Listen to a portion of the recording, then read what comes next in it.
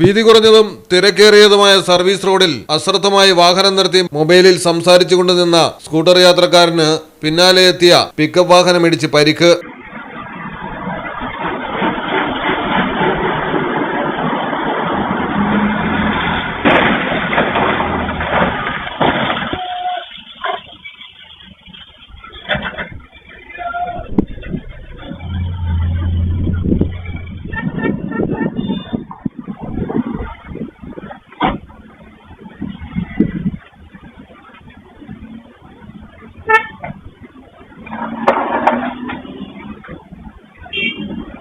കൊയിലാണ്ടിയിലാണ് സംഭവം.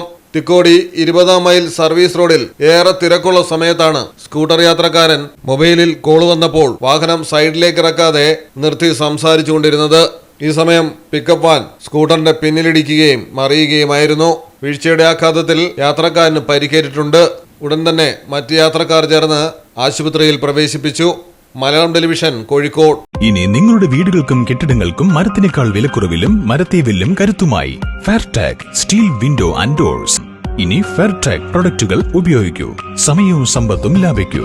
ഫെയർടാഗ് steel window and doors,